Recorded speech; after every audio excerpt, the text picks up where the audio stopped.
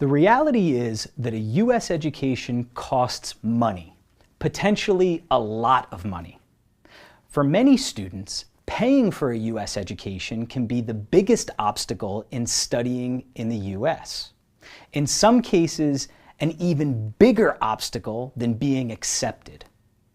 Because this topic can be so important and so complicated, in the next few videos we will discuss basic information like the cost of a U.S. education, the types of financial aid that are available, how financial aid is awarded, how funding can impact your admission decision, and more.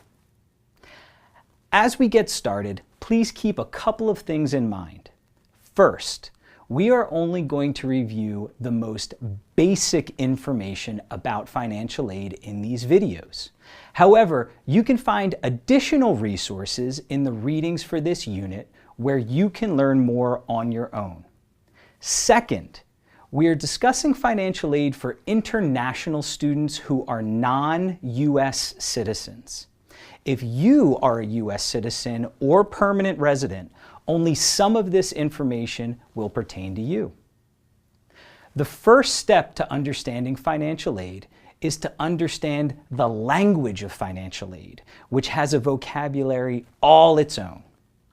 Let's start with what you will have to pay: tuition. Not fun, but important. Tuition is the money you pay for your education, essentially for your classes and anything related to your academics. According to the College Board Trends in College Pricing 2014 report, the average tuition for an out-of-state student at a four-year public school is just under $23,000. The average tuition at a four-year private school, where in-state or out-of-state doesn't matter, is over $31,000. Now those are averages, so some schools cost less, and some schools cost more, and some schools cost significantly more. The important point here is that this is the average tuition. Unfortunately, tuition is not the only bill you have to pay. On top of tuition, you have to pay for room and board, which generally refers to housing and meals. According to the same College Board report, the average cost for room and board is about $9,800 for a four-year public school and about $11,200 for a four-year private school. So now the total price tag is between $32,000 and $42,000. Unfortunately, you're not finished yet. There is also health insurance, books, transportation, living expenses, fees, and more that all need to be factored into the total. These additional expenses often add thousands more to the cost of education. The grand total is an important term that you need to understand. Cost of attendance is the total amount of money you will need for 1 year of study at a U.S. college or university. Cost of attendance factors in all of the expenses that you are likely to encounter.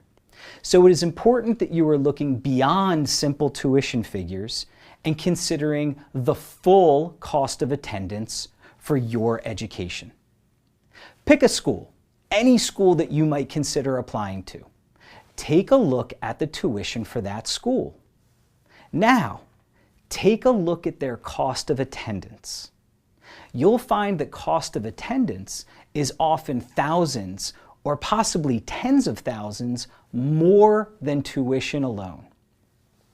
Considering the cost of attendance for 1 year is helpful, but remember to budget for the cost of attendance over the full 4 or 5 years that you will be studying. So how do you pay for this cost of attendance? Usually, it is through a combination of funds or money from you and your family, plus financial aid. Now that you have a better understanding of the cost of a U.S. education, let's take a look at some of the basics of financial aid.